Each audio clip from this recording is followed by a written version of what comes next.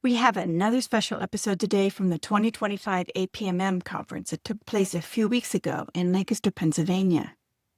Contained within this one episode, there is a book with many chapters about what it means to be rounding out a career in municipal management as a woman. We hear 4 styles, 4 unique stories, common themes that include understanding your place in a room, recognizing your opportunities for leadership, and how that might look different from the legacy practices that have shaped the field. In my experience, the most effective leaders mine their gold from within. That is, life experience shapes and propels us to make a mark in the world.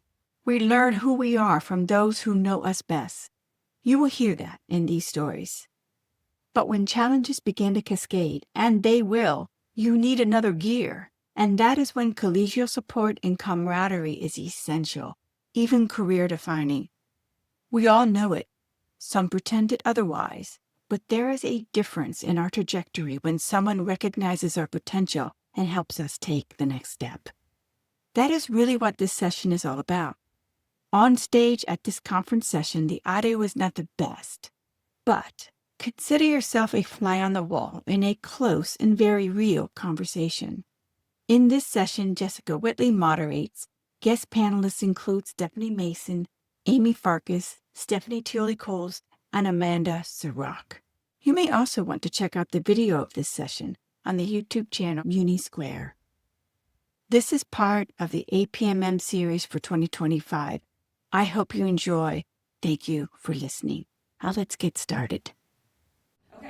So first, let's get started with what was the journey to becoming a president for APMM, and what were some of the struggles or hardships that you encountered through that journey? The process of becoming president for APMM starts with serving as conference co-chair or conference chair, depending on, we used to do joint conferences with New Jersey. So you have to serve as conference co-chair. Back in the 80s, as the story goes, about 1986, there was a business meeting of APMM, and there was a woman at the time who did not serve as the conference chair, is my understanding, but jumped the queue to become president. And post that time, 25 years went by without the various leadership in the organization allowing a woman to be president. So fortunately, I had a very good colleague, Charlene Stevens, who convinced the manager to appoint me as the conference co-chair. We were co-chairing with New Jersey at the time. So I served as conference co-chair, and I then was able to move up the ranks to become president. So I was the first woman to follow the rules on the path to presidency for the organization. My path started in 2014. They were in Poland, and I went up to Tom Furneaux because I knew that Tom was going to be the conference chair and then president for the Central region. So I went out to him and I started the sentence, and I hate that I started this way, but I said, just because I'm a young woman doesn't mean I don't know how to run a conference. And I said, it doesn't mean I don't know how to run a conference, and I'd like to be your conference chair because I want to be president. Tom stuck his hand out and said, handshake, you can do it. I'll pick you. And I said, okay. So in 2018, it was announced I was going to be his conference chair. A gentleman who has since retired, but perhaps is at this conference today, called him and said, she's an awful choice. Too big of a personality. She did a fireball shot at the end of her capstone. I did. It's a true story. She doesn't take this seriously, and she's going to overshadow the association. And Tom, to his credit, said, I don't care if she wants to be president, let her be president. I turned that gentleman's back. They asked him how I called her mother, and she said, prove her wrong. My mother and I had the same personality. She said, I have a big personality, prove me wrong. I raised over $100,000 for the conference, and I was president then a couple years later, and I think I shut him up. So can you discuss your experience during the presidency or within the APMM organization? What are some of the highlights throughout your career? I'm going to start this one. Stephanie appointed me as conference chair, so I did follow her. During my tenure as presidency, I did really want to do things to focus on next-gen training. We established good next-gen training. We held some women in government events, started what we now call WIGs, events where we just hold one another up. And I think really the critical thing is so that we don't have this long time period again, between female presidents. It's just a discussion with the people you're going to be appointing next, right? So I did select someone, and when I selected that person, I talked about who might you pick and who might that person pick. And we targeted people in our region that would be the next and the follow-up female president. This one being one of them right here. We all in this room have our typical career highlights, right? Building a municipal building or some great project, a bridge or a park or something. The biggest impact we can have as municipal managers is on the people that work for our community. And if you just think about that, if you think about treating people fairly, giving them the right tools to do their job, and compensating them, creates a scenario where people want to come to work every day, they work hard, and those hardworking people are what drives everything in our organizations in terms of service provision. I feel very proud. The real thing is the impact that you can have, because people that work for the township are the people that serve the residents, that help pull the elected officials up, and it just drives everything. Okay, now I'm going next. My experience during the presidency. I was appointed by Rick Miller. My actual event was during COVID. It started crazy, and I had to organize the annual conference at different places where small groups could gather. It was during COVID, so that was an interesting feat, and managing, doing all those things at the same time was complex. That was how I started. My experience during my presidency, being the president of APMM is challenging. It is not easy because you're doing your township manager job, you're volunteering to lead our organization.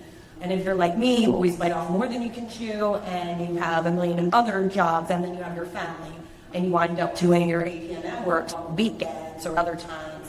When I came in, PML was having a lot of turnover, so there was a lot of new folks in the room, which is great because I was new to the presidency, although I had been a member of APMM for 20 years and served on the Professional Development Committee. I was familiar with the inner workings, but you're still first time at the helm and learning as you're going, just like everybody else.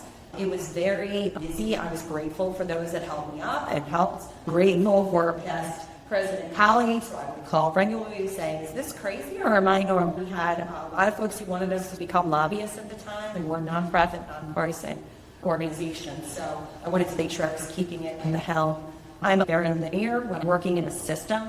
As the president, I wanted to start at one. I like to understand the foundation to move forward. We were in the middle of the strategic plan and not being outdated. We were getting close to it, and there were a lot of things that hadn't been accomplished. My task and thing that I could lead was like twofold. So it was finishing that out for the people that created and worked hard on that. And then I'm a big believer of everyone at the table. And I always felt like regionally, we were not being represented properly in all of our committees. I made sure I did a lot of relationship building with folks and reached out to find out who are the doers in our organization. Sometimes it's hard when you get on a committee, and I made sure that I stacked them with West, Central, and East. And I repopulated a lot of the committees. I also gave all of them work plans, literal written out, like, these are the things I need you to accomplish in the year that I'm here. And then we'll have meetings where we hit all of those points. So I felt like that was important for me. To felt like I didn't want to waste my volunteer time. I needed to make sure that things were getting accomplished and done. And we did. We actually redid the league agreement. We hired, looking at Nancy right here, we did the Pioneer Change relationship for better communication. We did social media, which we did not have before. We also finished the strategic goals while I was there. And it's important to know that this role, if you do want to become the president, number one, speak out. Let folks know when you want to be involved. You also have to be an executive member. You have to be a vice president in the organization, and then speak up. We want everybody at the table. Those were not focused on myself when I was in the role. That's a good segue into strategies moving forward. Young woman looking to break into this field, or anybody just looking to take that next step within their existing roles. So can you guys highlight some of the advocacy that you found necessary during your professional career, and potentially share some strategies for advocacy that assisted you, that you recommend? Sure, so I'll start. So for years, I was the only female manager in Center County. It was me and it was men, and they were great. Tom Fontaine is wonderful, Brumbaugh is wonderful, and they really took up for me. When I was in the room and I get crazy excited about things and I start going a mile a minute, they were like, oh, this is cool, this is Amy, she's young, she doesn't do things. In 2020, our executive director retired, and the person came in and he decided I didn't know what I was doing. I had been in Harris Township at that point for 15 years. And if I would bring up an idea, he would just not listen to me. He would text me, lived in my municipality, he would text me on the weekends to tell me what I was doing wrong and how he would do things if he were the manager. I finally went to Tom Fontaine and said, I've been here for 15 years. If I have an idea, if you repeat the idea, he'll listen to you. He won't listen to me. And Tom said, you're right, you shouldn't have to do this. And that person also threatened to bring up on ICMA ethics charges because I was an elected tax collector, name only. The mail manager in Patton Township was also an elected tax collector, name only, but he never threatened the same thing.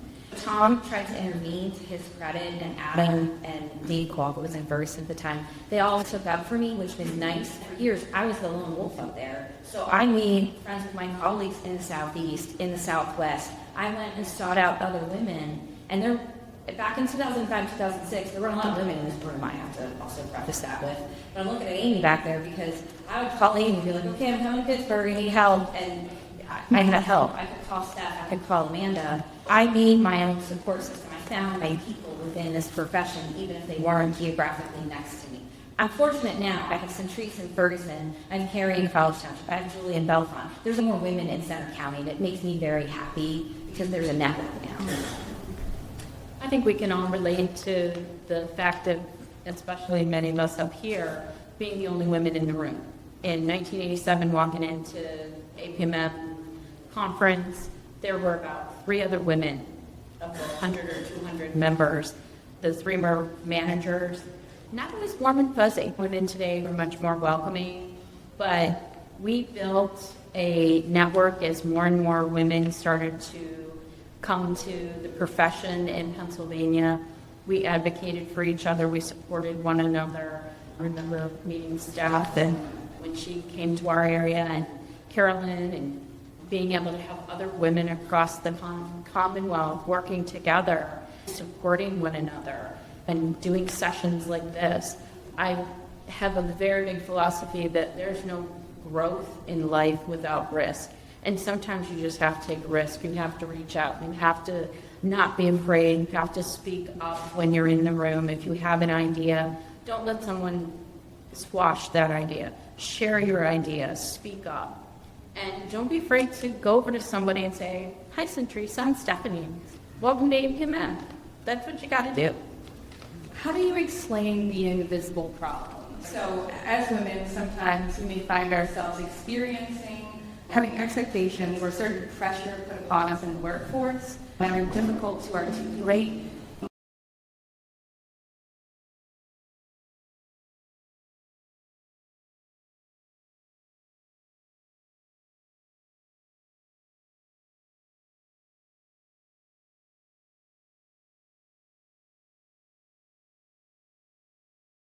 Most importantly, don't pretend these things don't exist, which I think is something that many of us who are of my generation did as a strategy.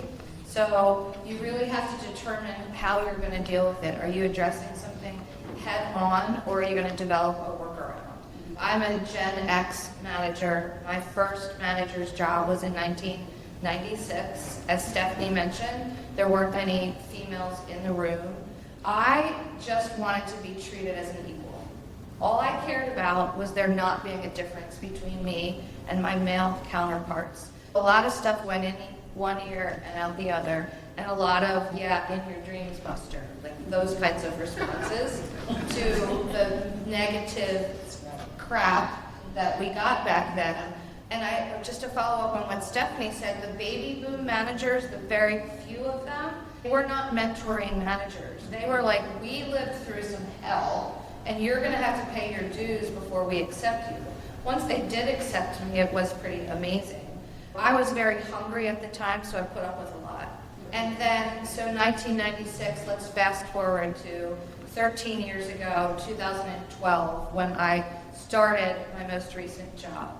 And I was astounded at an exchange that I had where I found out that my all-male board was inviting a couple of my male subordinates out for drinks after a meeting. I thought I had come so far, the profession had come so far. I have a colleague who will not be named, but she probably will jump up and down when I say this. She is Gen X but millennial, and it was like, you're not doing us any favors keeping your mouth shut, Stephanie. So all I want to say is I learned from someone I was mentoring that I needed to speak up more. I thought, oh, I paid my dues. I don't have to worry. Everything's better now. Look at the room. There's so many more women. But to find out that I was successful managing this town, and I dealt with early 1990s gender discrimination. So my advice is you do have to speak up. You have to call it out when it happens. There's a lot you can do to hold disadvantaged groups up in the workplace. Let's discuss the concept of fitting in as a woman in the workplace and the idea that women must adopt certain traits to thrive. Can you talk about that? Or I'll take that. So, leadership is everyone's trait, right? Women, depending on how you grew up or what happened, I look at things like when you're a manager of a municipality, you have to be a born leader. You have to, at some level, have these leadership skills that got you in that position in the first place. Right? I grew up, I had 2 older brothers and a dad who started as a Marine. I didn't have that fit-in moment in my own household. He made me to the table as them. When I came in, that confidence I had was in sports, and I had confidence. What I always say, you deserve to be in that room. You're not in that room by accident, right? A lot of people in the room don't even know what they're doing in the room half the time, and how many times you've been in the room and you're like, what were they doing in there? I think to myself, having that confidence, I'll tell you one thing that I am super on point about. If I'm in the room on a topic, I know my stuff. Nobody knows better than me. At a council meeting, my board turns to me for a topic, that's how I know I am fitting in. And that goes with anything, women, men, at the table. The most important trait that any of us need, you have to lead, you have to have leadership qualities. You need to be assertive. Everyone up here is saying there's times where you're definitely put in those situations, sometimes by women, unfortunately. I had a woman in an interview before ask me what I was doing with my babies if I got the job. I chose to navigate those moments more like you, where I laughter or moved things off and tried to handle it different, softly with that individual. I made sure that after I was hired that she knew that was not an appropriate comment and should never happen again to anyone. But my mother was praise in front and yell behind, I think. So I've let people know my limits. People have to know your limits. Your boards need to know. When I first started, 2 weeks later was Halloween. I had kids who were 9 and 7 and were dying for Halloween. And my husband has no clue what their costumes are and how to organize them and make sure they eat pizza before they have 3 pounds of candy or whatever it is. And I had to ask my board to change the meeting. I thought to myself, they hired me. They know I'm a woman. They know I've got 2 little kids. If I don't do it now, they're never going to get it. And they were grandparents, most of them. They were older, and only 1 other woman at the time. I talked to my president first. He said, call each one, let them know. If everybody agrees, sure, we'll absolutely move it. And they did. And so I say that assertiveness, that leadership, it's just so important as a woman in this profession and those are traits not shared by everyone. You just got to do it. You got to put yourself in the position. And what did you say earlier? If it doesn't work out, it doesn't work out. But you have to at least try. I just wanted to assimilate and be treated like a man. Yeah. So I didn't, it took me probably 10 years into my career. You have to acknowledge there are differences. Hey, I'm a mom, I'm a woman, whatever your things are, embrace them. I dressed a certain way when I started because I wanted to be taken seriously, I wanted to be taken a certain way. And you can embrace your femininity. You can be who you are on the whole spectrum. My male counterparts manage different. Phyllis Lieberman, one of our mentors, one of the first women in this field, was the first one to have the dialogue with us as women managers. Do you think our male counterparts are on the phone hearing the story about the family from their board president? So you just embrace it and you just use it to your advantage and do the best job that you can. Okay, let's round two this question. What are opportunities for development through the APMM for young women, and what are steps to becoming involved in some of those committees? There are a ton of opportunities through APMM. APMM has been amazing for my professional development, and it can be for you. And regardless if male or female, get involved. There are committees. There are the opportunities to be on conference committees, to be part of a panel. You have to, as everyone here has been saying, you have to put yourself out there, be willing to volunteer. Those sharing committees, if someone new is raising their hand, welcome them in, allow them to participate, give them that opportunity to give back. They are watching us and want to participate. So open the door and welcome them, because that's what somebody did for us. Don't be shy is going to be my key. How can you become involved outside of a committee if you're still interested but maybe not quite ready to join a committee? We find ways in the county level. Most of the communities have participation with COGS or consortiums. We do it in Bucks County, Montgomery County. Start local, start small. Get together. One of the things we started doing, we talked about women in government. We started a group, and like Steph said, we meet probably more socially than having speakers and things like that. But it is an opportunity for us to get together. I've hosted an event at my house. Steph's done it at her home. We've gone out to lunch or brunch. It's an opportunity for us to connect.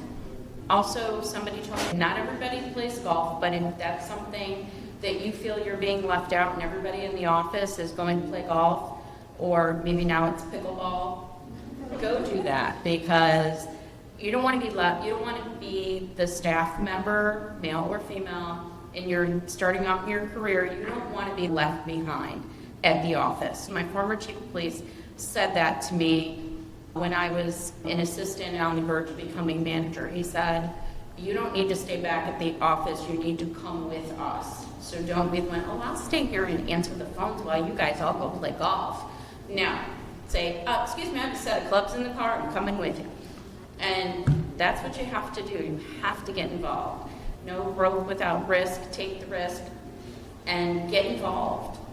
If you're involved in ICMA, try to get on committees. There's always an opportunity. A lot is done remotely. If you have the opportunity to attend an ICMA conference at some point, go participate and get involved at that level as well. So county level, state level, in the international level. If you get on the international committee, APMM used to support a scholarship to go to the international conferences and stuff as well. So pay and travel is still good. Something I set up during my presidency, and I'm glad we're still doing it. If you really want everybody to suffer, you can always offer to run as well, signing up for 5K. That way everybody suffers equally.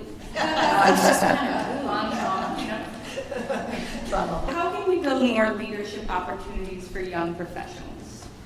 I'm a bit of a pusher. So anyone who knows me and you met me, I've either, if you were coming in, you just came to Delaware County, or you are new to the profession, I would add it out saying, you are going to do this, get involved in this. That's male or female. I believe in elevating everyone. I was lucky enough to have amazing women and men elevating me and give me opportunities. I feel like everybody's voice matters. I love diverse voice. I love, because I feel like you get such a better product out of whatever you're doing, especially in organizations. It's important to create leadership opportunities for others to get a say in the programming, in social media, and what we're pushing out, what we're talking about. Sitting down with Nancy, and we used to talk about who can we get in there to speak with you and do different things. It's so great to hear other voices, especially the younger voice. Like, Rafe, I drew on the panel, right?